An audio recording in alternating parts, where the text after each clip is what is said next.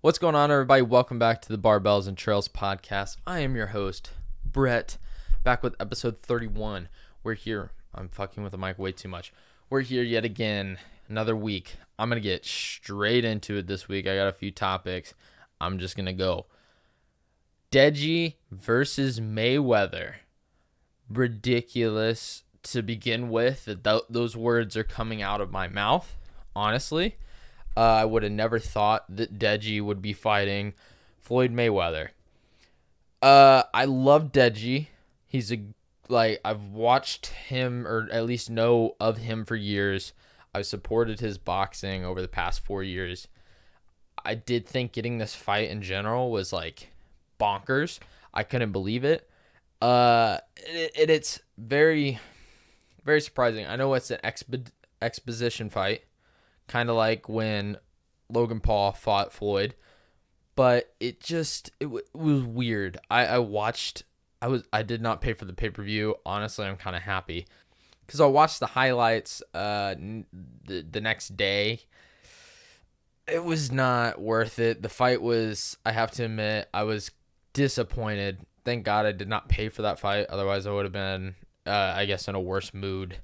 But it was interesting. I mean, I know it was an expedition fight, but there was nothing necessarily on the table. It was kind of a win-win for both of them. Deji loses, Floyd makes some money, and then and if Deji loses, he gets to say that he stepped into the ring with Floyd Mayweather. So there's not necessarily a downside for him, which I get. That's still cool. But when I was watching it, I was just very, I mean, I get it. He's fighting one of the best boxers in the world, but I was kind of disappointed.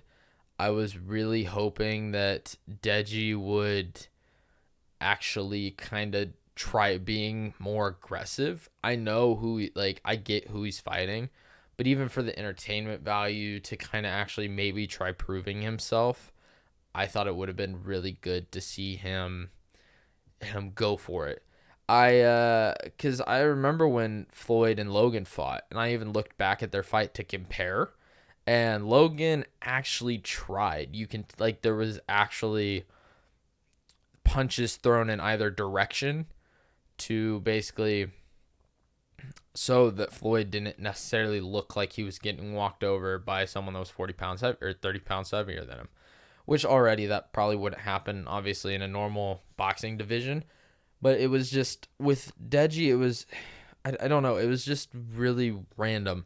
I think, especially when I saw Floyd kind of dancing and fucking around with him and toying with him, I was like, okay. In my eyes, when I see this, I was like, Floyd doesn't, I don't think, respect you as a fighter. And you're not necessarily proving it right now because you're not being aggressive. No offense to Deji. I think it's cool that he was able to step in with Floyd to begin with, but I do think that Floyd kind of made him look like a jackass, because at least at the end of the fight with Logan, he did say hey, respects to him, and both of them were actually sweating like a motherfucker, actually had to put in some work, and it's kind of surprising considering it's a expedition fight and there's nothing really on the line. There's not, Floyd's reputation is on the line. If it was a real fight, he wouldn't want to fuck up his record, so he would fight his fucking heart out to be sure he won. And so I think with these expeditions, it's weird because it's just a money grab for Floyd. Hey, you got to make your money. I don't give a fuck what you do, but I just feel like it didn't look great for Deji. It's cool that he could say he stepped in the ring with him, but as a performance and the amount of work he did, I was kind of disappointed. I was hoping he would have tried being more aggressive just to kind of even put on a show and try to earn Floyd's respect, and sadly, I don't think he did it. So it was interesting, but I'll be honest, I'm glad that I did not purchase that pay-per-view. So that one is what it is, but we move on. So there is a new TV show on Netflix just released Thursday. I've already finished it. Wasn't super long, so it's not like this is some crazy thing. It's called Ancient Apocosylpe. If no one knows who Graham Hancock is or Randall Carlson, this has to do with them. More Graham Hancock. So, this was an interesting show to begin with. The whole reason I found out about it was listening to Joe Rogan, and so I've heard of Graham Hancock before. As I got into that podcast with them on, I remembered that I had listened to him on the podcast like 2 years ago, and I already found his hypothesis very interesting. He's an archaeologist and a journalist and a writer, and it was very interesting the stuff he was saying, basically pointing towards the fact that there is a very high chance of a lost civilization that we don't know about, that was lost to history. And he explains why, he explains what happened to them as best as he can, and he explains his reasoning behind a lot of it. He has several books. I think one's called Fingerprints of the Gods. Another one's America Before. I think that's his most recent one. I do want to read both of these books. But his whole idea was that there was some advanced civilization around the time of the Ice Age and before that we just didn't know about.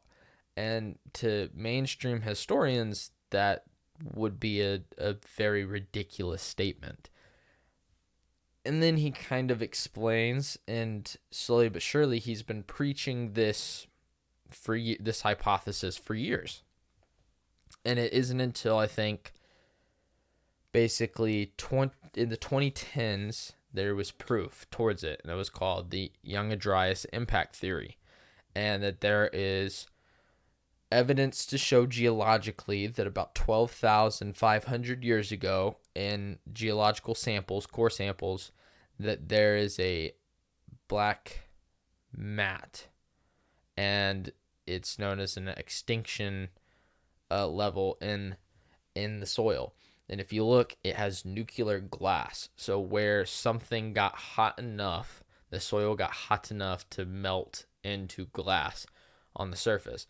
And the reason it's called nuclear glass is because only times we have physically witnessed it was after nuclear explosions. And the only other evidence of this in the past is from meteor strikes and stuff like that hitting the earth. So this was one of the first things to point towards some crazy apocalyptic catastrophe in history that could have wiped out a civilization. Something else that actually helped point towards his hypothesis was the discovery of Göbekli Tepe in Turkey. I don't totally know when this was found. I think it was about 10 years ago. And when this was dug up and discovered, they were able to actually find carbon dating back to almost 12,000 years ago. And at that point in time, when it came to archaeological digs and megalithic structures and these giant stone carvings and these chambers, nothing had been dated back that far at this point in the mainstream. And this was the first time that physical evidence pointed to something being built that far back in history. I mean, at the moment, real quick, guys, I just want to take your attention just for a minute, 1 minute. I just want to remind you, if you haven't already, be sure to subscribe and click that bell icon so you're notified when new videos come out. Be sure to leave a comment, like the video, check me out on all other platforms, Spotify, Apple Podcasts, Google Podcasts, and all others. But be sure to subscribe. Now let's get back into the podcast. Mainstream archaeologists and historians say that the Sphinx and the pyramids are only 4,000 years old. The pyramids could be more likely, but it could be older, especially the Sphinx. But it's hard to carbon date if something's as old as it is and it's made of stone, because you need organic matter to carbon date. So that's like one of the big challenges when it comes to these old megalithic structures and trying to find out its true date. Most archaeologists are making guesses, and so it's one reason why his theory in general is so intriguing. And when I first heard it, to me, it made so much sense. To me, it made a lot of sense, because I have always thought, especially seeing some of the work in Peru and some of these giant pyramids, these megalithic structures, these blocks, to me, I always felt like there was obviously this was built, but it's like, how? Because it doesn't physically make sense for Native Americans, natives in South America to be able to create these structures by hand. At least not when we're thinking. Within the past couple thousand years, it doesn't seem physically possible. And it always seemed like there was some missing piece, there was some missing information. And also, to me, it made sense that there could be something else, because anatomically correct humans, as we are today, have been around for 300,000 years. They were saying that basically civilization and humans haven't really done shit until about 20,000 years ago, originally, if that. And to me, I find that hard to believe, because it's like, you think that everything in history has been done in 20,000 years. What about the extra 280,000 years before that? What was going on? There has to be something. And two, we can barely fill in the facts from something that was actually written about 500 years ago, because either information was destroyed or history is written by the victor, and it's hard to get true information on historical events. How the fuck are we supposed to know what the hell truly happened 4,000 years ago, 7,000 years ago, 10,000 years ago, or anything beyond? We don't know about 95% of human history. So to me, it made sense that there could be something else that basically happened. And his theory helped prove that in my mind. And I believe the stuff he talks about. It makes a lot of sense. So he just created this show on Netflix called Ancient Apocosylpe. Basically, this TV show breaks down him traveling across the world, pointing towards evidence that certain cultures and structures are very possibly older than they are. Going from Indonesia to Bahamas to look at the Bimini Road, to Mexico, Turkey. Where else did he go? He went to Ohio. Basically looking at all these things and realizing that there is a theme between these cultures and certain historical events. There's information that for some reason is sprinkled together that doesn't necessarily add up for what we know, pointing towards something else that was lost. And one of the things that is very interesting and makes a lot of sense is that every culture around the globe has a story of a great flood where human civilization had to restart and begin anew. And he believes that there is possibly, that this isn't just a story, that there is actual human memory passed down.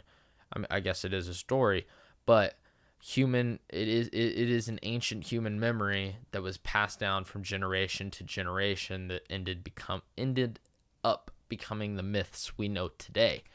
Not only that, but he looks into the cultures and foundational stories to a bunch of different indigenous people from different cultures around the world. Most point to some person or being or god or giant showing up and teaching them the ways of civilization, how to grow crops, how to engineering, how to build temples, how to study the stars and astronomy. A lot of these cultures have something or someone that ends up teaching these hunter-gatherer societies how to become a civilization, giving them the blueprints to become some of the civilizations we know today. And it could sound like myth, and it's to me, it's fascinating, because it's like when you have something like that happening all across the globe, doesn't matter where you are, and there's these, it's like when you go to in a movie and someone's trying to, like in Deadpool, when he's trying to figure out Francis, he's trying to find Francis, and he has like the big wall full of pictures and then strings and pins and then strings tied here, like this is connected to this and this is connected to this. Imagine that with dots all around the world to all these societies, all of them having floods, and some founder basically teacher that started the civilization. It's like all these things tied together. Oh, I just punched the mic. All of these things tied together. How? Like, why? Like, and so it's very, very, very fascinating.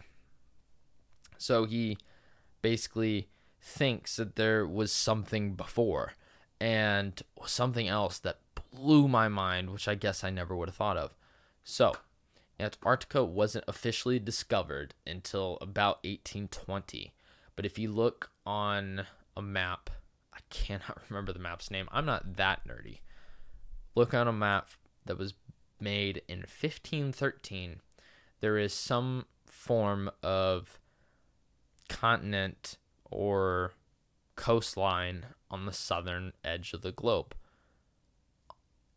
Doesn't make sense, because at this point, no one has discovered it. The creator of this map in particular was in Istanbul, and he wrote that he used 20 older original maps as information and input, along with new discoveries today, to create this map. His map was very interesting. There's only 1/3 of the map left. The rest was lost to history. And it's basically part of the eastern part of North America and South America, and part of, I think, Africa. So it's already interesting to have that. But like the Bahamas, not the islands we know today. There's an actual larger island that is not there. Not only that, but there is a southern continent of some sort. And it doesn't make sense, because it looks like South America goes down and then keeps continuing.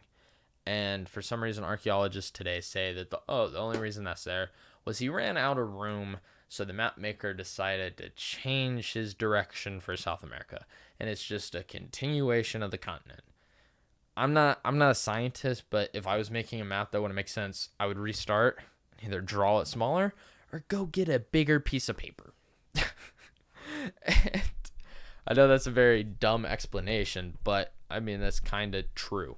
So if you actually put a projection of what Antarctica would have looked like 12,000 years ago, the ice caps, both the southern and northern ice caps, would be a lot farther towards the equator than they are now. It's called the Ice Age. That's why. And if you would place that map over the renders of ancient Antarctica, the map basically perfectly aligns, where the ice caps would have come into Argentina all the way up north into South America, and it would have looked like one continual coastline. And if that's the case, someone must have circumnavigated the globe over 12,000 years ago to map this out. And it's crazy to think about. Now, you're probably wondering, Brett, okay, so you're telling me all this information, but you're not explaining where this ancient civilization is. What the fuck happened? Why doesn't more people know about this? Whatever. I'm going to get to that right now. So, to begin with, Graham Hancock has been looked down upon in the archaeologist community for about 30 years. I didn't know who he is until recently. His original book came out in the 90s, but nobody's wanted to believe his shit because I feel like part of it is scientists, to an extent, are very arrogant in their beliefs. They don't want to be proven wrong. They've been teaching and studying so much that basically a discovery like this would rewrite the history books and change what we know of human history forever. I think that's one reason. So a lot of times, certain studies, certain samplings, certain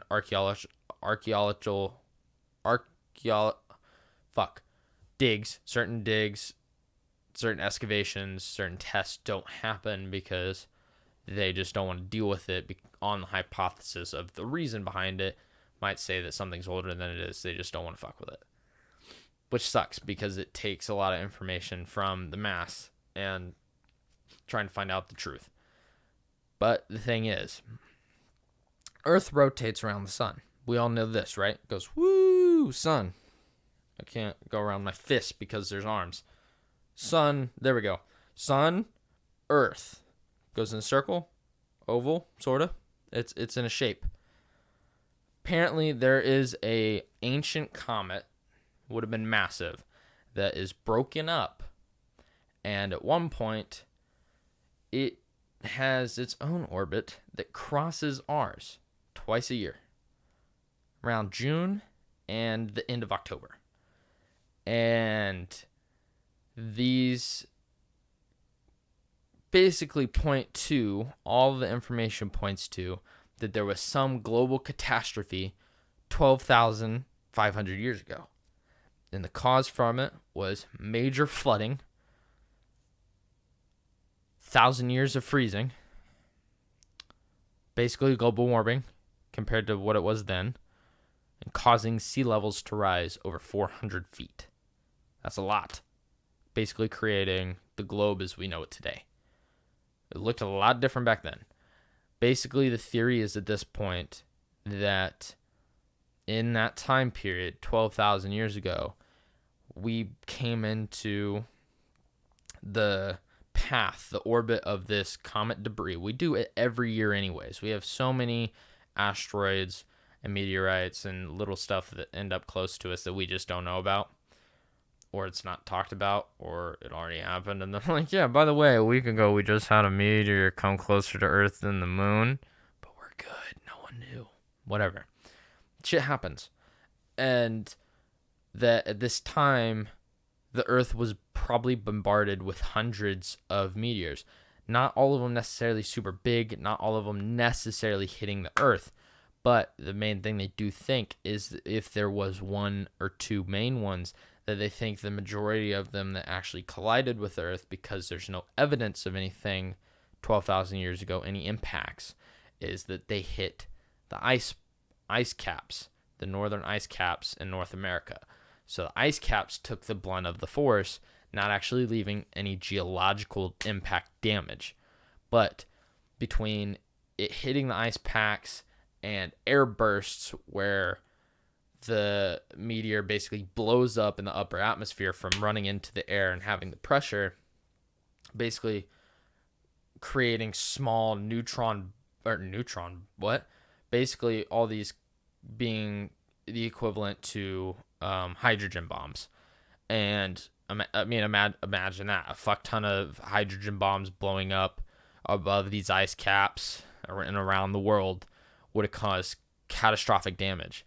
But then because of these bombardments, obviously it's going to be ridiculously hot. These stones are going to come in, they're going to fuck up these ice caps. They hit the ice caps.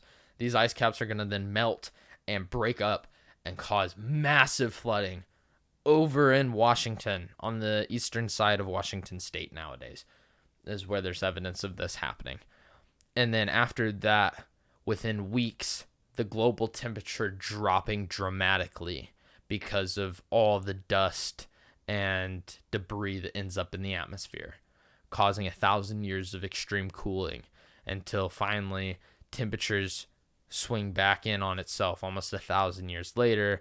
Temperatures rise, the ice cap melts, the ice caps melt farther back, basically ending the ice age and continuously flooding again and causing global ocean levels to rise 400 feet to where they are today, basically leaving not much evidence of possible other human civilizations, because probably the majority of them would have been built on coastlines, just like we do the same thing today, and 400 feet of water would make an extreme difference to where these houses could have been, causing most of this ancient civilization to basically be wiped out and killed, with some survivors then going around the world finding smaller hunter-gatherer groups and places and teaching them the knowledge they know, which basically planted the seed for ancient civilizations and then what became today. And it's very interesting, the whole hypothesis. It's fascinating to me because I'm a nerd. I love history and shit like this. But it also makes sense with his statement being that he thinks that some of the reasons why people don't necessarily want to study this and make this mainstream information is partially because that people today are super arrogant and think that we were probably we are the height of civilization. And I think we could be, but I do think that there's possibly something lost in history that we don't know, and that there was a civilization far beyond what we believed for the time and got lost to history. And I can't wait in my life to actually possibly go visit some of these ancient buildings and structures, because I find it fascinating. I want to go to Machu Picchu. I want to go to the Great Pyramid Cholula. I want to go to I don't know. I want to go to all of them. I want to go to a lot of these places because I find it so fascinating in ancient history. But if I was you, I would definitely check out that episode, that series. It's fascinating. It'll kind of change your mind. Well, it might change your mind. I don't know. Maybe you already know about this shit. But it's very interesting. It is kind of nerdy. But it's an 8-part series. It's nothing crazy. You can dip your toe in and learn some stuff. But I find ancient history and shit like that so fascinating. And especially one of the things he talked about, which is so cool. I don't know who knows about the old movie Atlantis. The Disney movie back in the, was it late 90s, 2000s? I don't remember when the movie came out. I love the idea of Atlantis, and in Plato's story of Atlantis, the best known account of Atlantis, his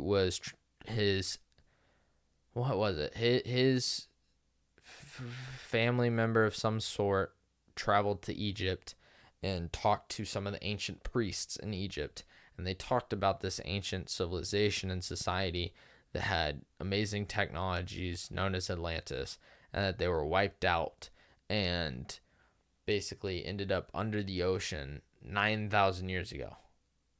9,000 years ago for Plato's time. That would then equip to be 12,500 years ago, right during the Young Dryas. So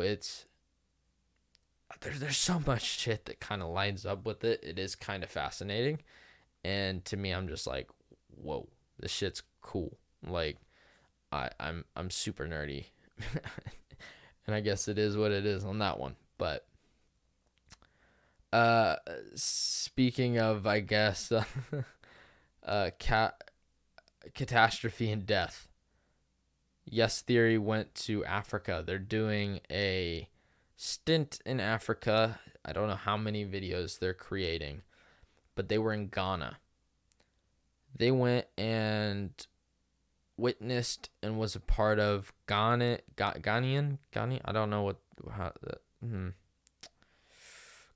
Real quick, guys, I just want to take your attention just for a minute, 1 minute. I just want to remind you, if you haven't already, be sure to subscribe and click that bell icon so you're notified when new videos come out.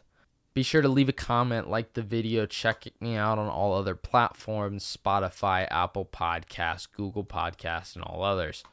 But be sure to subscribe. Now let's get back into the podcast. I don't know how you'd say it. Okay, so they went to Ghana to basically be a part of funerals. Doesn't necessarily sound like fun, but Ghana is known to have the happiest funeral celebrations in the world. The 3-day event, one night of sorrow and basically saying goodbye, and the one like sad night, but there's still a lot of singing and dancing. Another night is, or the next day is basically a festival as you take the body to the cemetery and I think bury them and actually have the funeral itself. And then the third day is basically a celebration of that person's life. So it's just a party. And the amount of people that showed up that had no clue who the person died was, the amount of dancing, the joy, the atmosphere of it. It was very beautiful. I was so shocked, and it kind of made me sad because of how obviously death is rough, and it is very sad to mourn and deal with someone's passing. But I hate that Western society kind of shoves death to a corner and hides it. And it's like, it's not a fun topic. I understand that. No one wants to necessarily be reminded about death. But at the same time, it's something we all got to deal with. And I think that the way they handled it was so beautiful that it allowed people to probably heal way better than we do in America and how we deal with grief. It seemed way healthier. And honestly, I've already told my sister that I don't want a regular funeral. I said this years ago.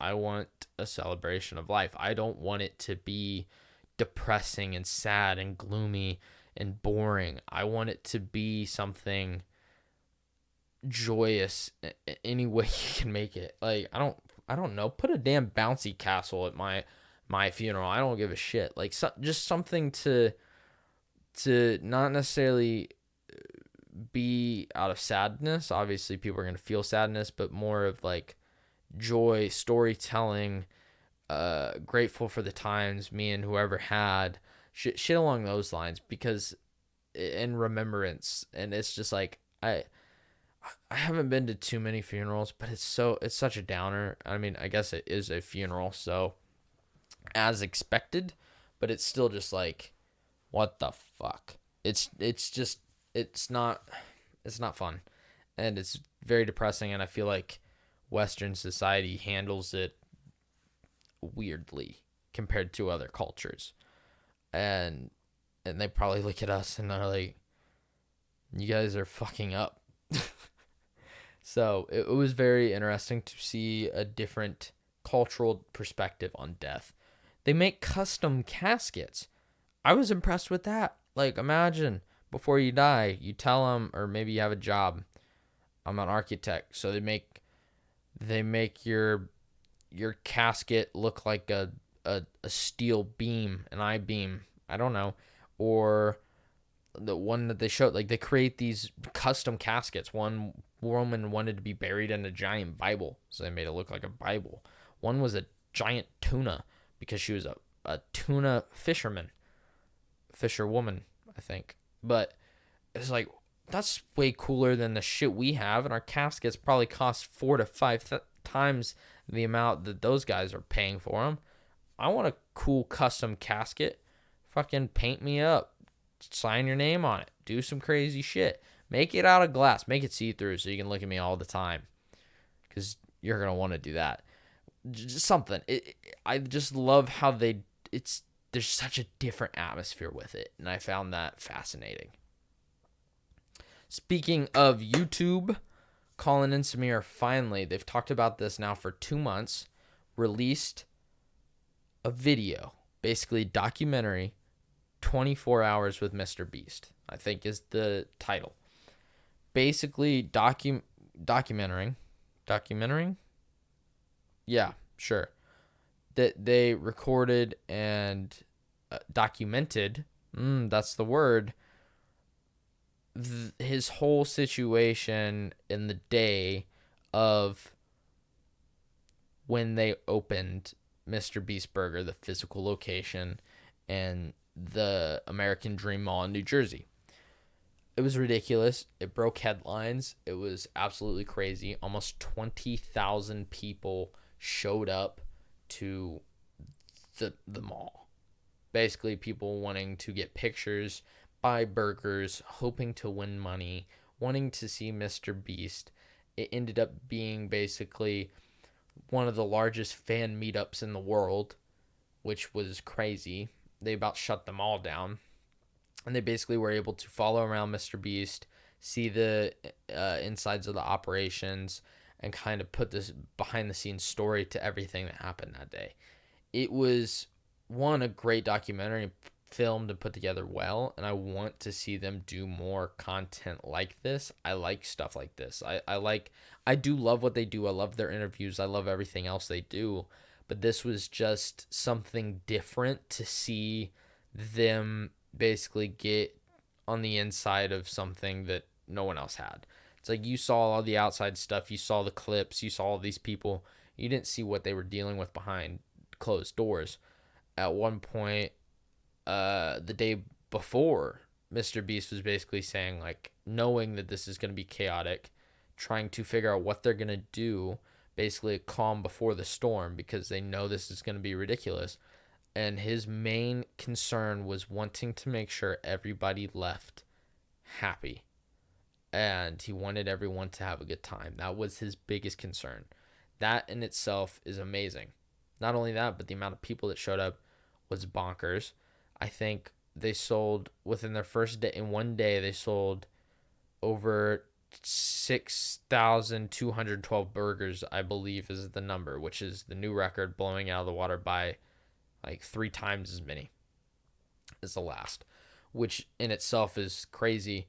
But he built not only a restaurant, but he ended up building a merch shop. He built all this other stuff to almost make it like a Mr. Beast land, kind of like a Disneyland, where it has all of his products, all of his other items, clothing, videos of like clips of old, like his videos, all this other stuff, basically all oriented around Mr. Beast, which was crazy because it's not necessarily a regular restaurant too. So that makes it very interesting. But not only that, dealing with the stress. You saw the stress that he was dealing with during this day because he wanted to make sure everybody enjoyed it and trying to get through 20,000 people. By the end of the day, he took pictures with over 10,000 people. And part of the thing he wanted people to leave happy, but people weren't leaving. So they were trying to have to find things that they wanted to do. People wanted to take pictures. People wanted something to remember. So at one point, they set up different stations. They had people and workers get groups of people together so he can come in, take a big group photo, and then move to another group of 10 to 15 people, and then move to another group of 10 to 15 people, and slowly work through people so they would leave the mall because it was clogging situations. It was a safety hazard. They wanted to do a live stream in-person video of like a last to leave the circle, which they've done in the past. But because there's so many people and there was such a large crowd and people were on like near the stage and stuff. It was a fire hazard. They had to shut it down. Gave everyone that was involved $10,000 because I think the winner was supposed to get like 50. Gave everyone involved $10,000 because they had to call it early, and told everybody that they had to disperse. And dealing with such a crazy amount of people trying to keep this running as smoothly as possible, a line that wrapped through this entire mall, people that waited for over 24 hours to get in there. It was crazy to see all this behind the scenes situation and the amount of stress he was dealing with, but also what he wanted to provide for his fans. At one point, I think he was on the phone with Eric. He was on the phone with Logan Paul. Tommy Innit showed up. It was very, very cool to see, and I was also very impressed that they did this because they only had a 3-day notice before going to New Jersey to do this. That in itself is a lot, and they decided to go for it, and then it took 2 months to get it edited down to what they wanted. Because, I mean, it was a lot of footage. It was a lot of B-roll. There was a lot going on. And trying to use what they had to the best of their ability to create a great video. I think they did amazing. I think it was edited amazing. I think the story was awesome. Seeing the inside of Mr. Beast and the stuff he was trying to deal with and go through that day was also super cool to see. I was just super impressed all the way around between both the content itself and the substance in the content. So it was really cool. I hope they do more YouTube documentary type stuff. It's really cool to see that extra stuff that you don't see on YouTube half the time. Kind of like Yes Theory's Lost Pyramid like documentary. That's really cool, and Colin and Samir helped with that. And so it's cool to see longer form documentary style videos sometimes in certain situations, because you get so much more in-depth complex stuff that you can't necessarily get from a 10-minute video. And I think that's also one reason why I like podcasts, because in a conversation in these scenarios where you might be talking to someone or someone's doing something, it might be an hour to 3-hour conversation depending on the podcast. You can really get into some deep stuff, real conversations. You can be genuine. You can really see someone's personality and intent that you can't really get out of a 5 to 10 minute video.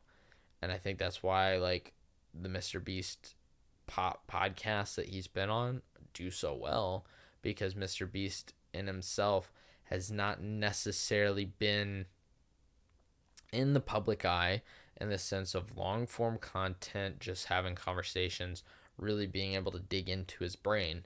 And because most of his videos are 10 to maybe 20 minutes max, and it's not focused on him, it's not focused on his personality necessarily. And certain situations are some videos that are more focused on him, but you don't get to necessarily know him as in-depthly as you do in these podcasts. And I think that's one reason why some people are so attracted to it, to really see the inside of someone's personality that you don't necessarily see in the short form version of life on YouTube or on Instagram or on TikTok. So it's very interesting. I thought it was fascinating. Congratulations for Colin and Samir and the success of this. I think they said within the first 24 hours it had 500,000 views.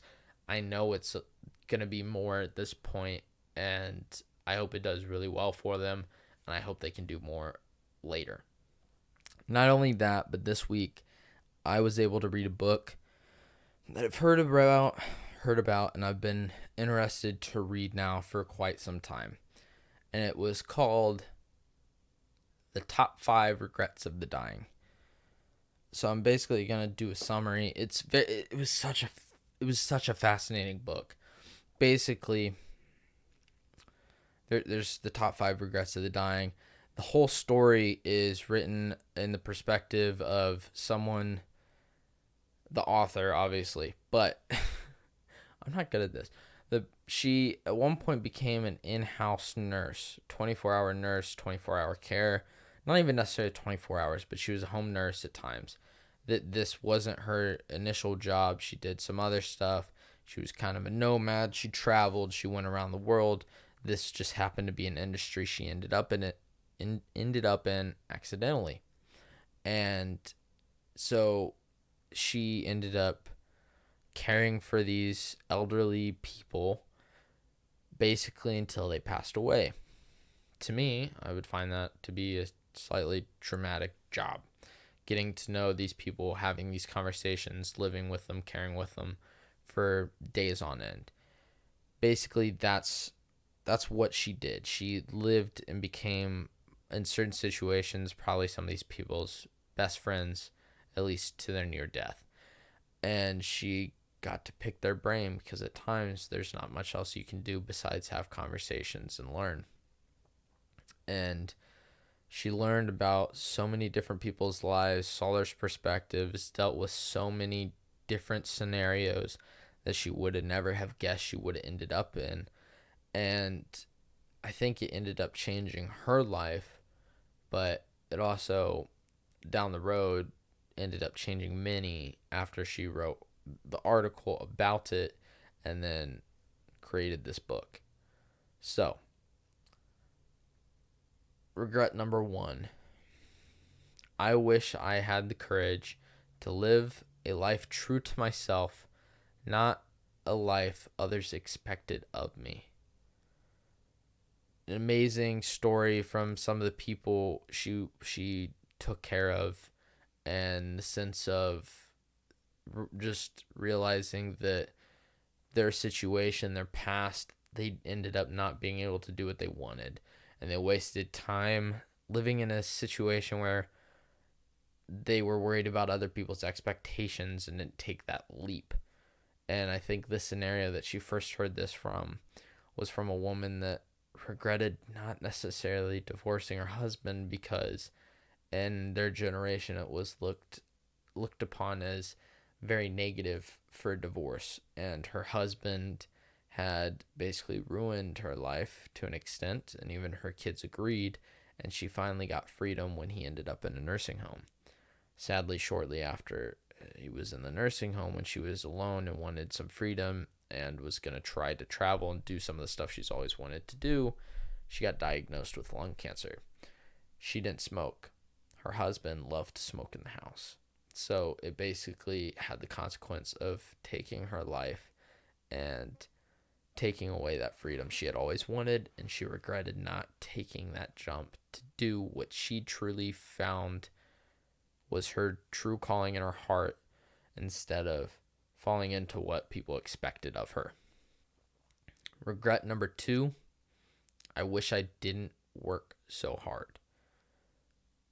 This one, pretty self-explanatory. This was from a man that she took care of that decided that he wanted to focus on his career. He wanted to focus on basically status. And in all reality, it took away from his chance to spend time with his wife. His wife wanted him to retire in his scenario, and she begged him for years, and he kept pushing it off until finally he was like, next year, I'll finally retire. You really want to do this? I'm sorry I've put you off so long. And sadly, she ended up terminally ill and passing away shortly after. And he technically didn't retire until it was to take care of his wife, being the catalyst. And sadly, most of his retirement was spent alone after his wife had passed away.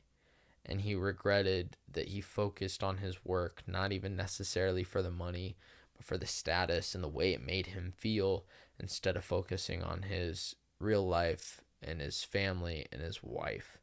And he regretted not doing that because he never was able to spend the time and gave his wife what she truly wanted to do with her husband at such as they aged together. And he regretted not doing that and just falling into line with work. Regret number 3. I wish I'd had the courage to express my feelings. If I remember correctly, the reason this was brought up in the book was from someone that hadn't necessarily shown their true colors and their feelings towards their kids. And their kids never fully understand who their father was. And he regretted not necessarily allowing them in to him as a person. And it was very sad because she had encouraged him at the time to sit down and talk to his children and really tell them how he felt. But in his eyes, it was just too late, and there was no point to make those changes now because he's so close to death.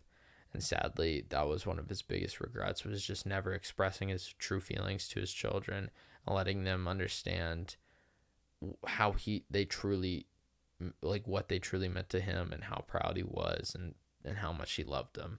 And certain situations, some of these stories were extremely sad. I can't deny that some of these were almost, for some people, definitely would have been tearjerkers, but some of the stories, it did hit me in the heartstrings 100%, and it was a very, very sad story. Regret number 4 was, I wish I had stayed in touch with my friends. So this one was of an elderly woman that ended up in a nursing home, and she regretted not staying in touch with her friends because of letting life get in the way and losing contact with people that truly knew who she was, instead dealing with people that don't totally know her real personality and who she truly is. I think for the most part I do okay on this.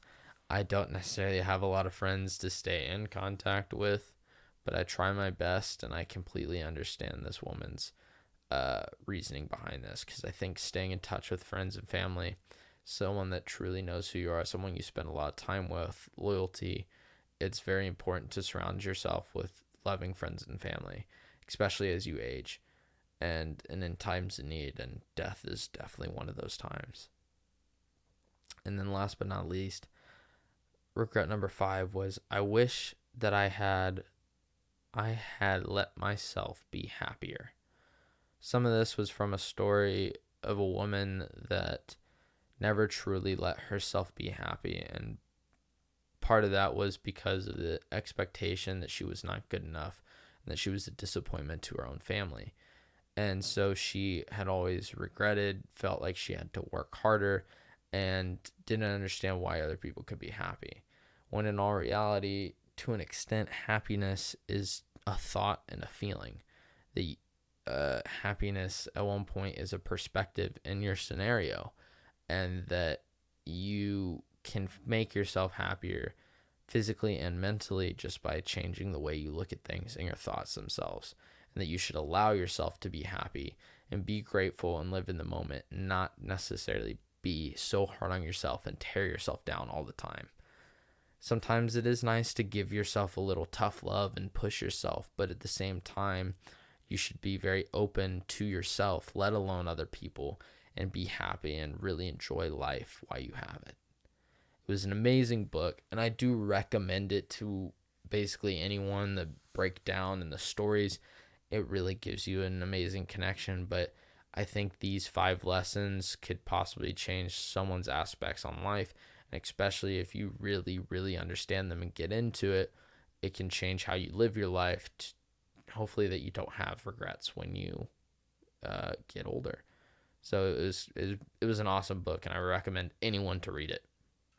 So for me, this book was interesting. I've heard about it. I've heard certain studies. I've on stuff like this where elderly people were asked stuff like these scenarios on what they regretted. I think that is probably one of my worst fears, is to die regretting things. I feel like you're going to regret something, but I don't know if it's going to be a regret necessarily. I think it's going to be like, I just wish I had done something sooner or done certain stuff. Not necessarily in the sense of like my life was a mistake. I think I'll die content, but I just wish that there might have been certain situations I would have done or something. And I feel like everyone has that at one point or another. But these stories were very interesting in the sense of I feel like this is something that's taught and talked about a lot more in today's society with younger people. And I find it very, very true in the sense of that people don't want to live in regret. And I think that in all these scenarios, I feel like I do pretty well. I don't want to work too hard because I don't want my life to just be my work. I don't I'm going to be disciplined. I'm going to work hard in certain scenarios, but I don't necessarily want to work for someone else the rest of my life, and work isn't everything. Money isn't everything. And I think that's something that most people nowadays need to learn. Not only that, but having the courage to live life how I want it and not necessarily live a life that's expected of me. I know I've done that. I know there's stuff that people thought that I should have done. I know I have family that thought I should have went to college. I know that people and around me think that the shit I do probably isn't the right idea, or it's not what I should be doing in their eyes. To me, I'm just doing what I want. And I feel like that's any right someone has, not to necessarily live with the weight on their shoulders of expectation from friends, family, or whoever. And that you should live true to yourself. Not only that, but the courage to express your feelings. I've had these issues in the past. Me and Noah have had these issues. My best friend. And it does cause more issues when you do hold in your feelings and shove them down into a dark place, because when they do erupt, it ends up causing so much more pain for you and whoever might be involved. And if you would just express your feelings sooner and have the courage to do so, nothing would ever get as bad as it does. And make sure that you have no regrets, in the sense that everyone's on the same page, because also you don't know when you're going to die. We could die any day now. There could be we could have a meteor hit Earth, let alone of people dying from ridiculous causes. So you shouldn't want to live and end up with regrets like this, where it's like, if you don't express your feelings, you could die and someone could never know how you truly felt about them and how much you truly loved them and appreciated them. And I think that that's something where I've always been a very open person, where me and Noah always say that we love each other when we get off the phone with each other. We've done that now for 2 years at least. And part of that is just being around each other and being as close as we are. But it's you really do need to show your appreciation for people you care about, because you never know what might happen to either of you. Staying in touch with friends, I try to do that. I don't necessarily have a lot of friends, so it kind of makes it a little easier on me. The numbers aren't super high to keep in contact with, because if anything, some of my high school friends should read that and look at it in their own eyes, because I got cut out by a lot of my high school friends. There's people I graduated with that I hung out with every day, talked to all the time, that I have not seen or talked to in 2 years, because I've reached out and I've never heard anything back from them. And does it hurt? 100% it hurts. It doesn't hurt me as now anymore, because it's been so long, but it's like, it's still kind of like, what did I do to deserve this? And I thought we had a true friendship. I guess I thought wrong. It is what it is. I do hope that I see some of those guys later on in life, either at high school reunions or in general, because I'd love to get in contact with them. But it's just, life does move on, and you got to roll with the punches. Then not only that, but like letting yourself be happier. Well, 100% I feel like happiness is a perspective. Part of it is you have to have gratitude for what you have. Every day you have to be grateful. And this kind of works for the month of Thanksgiving. But you need to be grateful for what you have. And someone has it worse. There's someone around the world that is going to listen to. You might think that you're in the worst situation ever, but there is someone around the world that is dealing with shit way worse than you could ever imagine. And they would 100% decide to switch lives with you because you think your life is hard or you've had it rough. And people are dealing with death, being in prison, something crazy. They would swap lives with you in an instant because their lives are so much worse. You don't know the experiences and places people have had. You don't know the hurt people have been through. So it's hard to necessarily know. So it's like you got to be grateful for what you have because it could be worse. And it's probably not as bad as you truly think it is half the time. Happiness is a mindset. Happiness is a perspective. Positive mindset is a fact.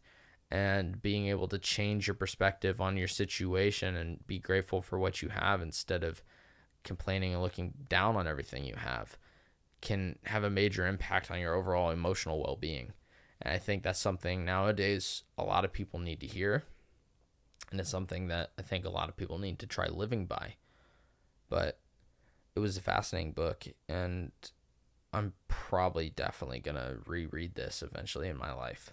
And I hope other people do too, because I think it has many life lessons that can be taught and learned from. But I think that's the end of today. I do appreciate you guys. Next week is Thanksgiving, and I hope you guys have fun. I will talk to you guys all next week. I hope you enjoyed. Go check out that Netflix show. It'll be interesting. But I'll see you guys all next week. Peace out, everybody.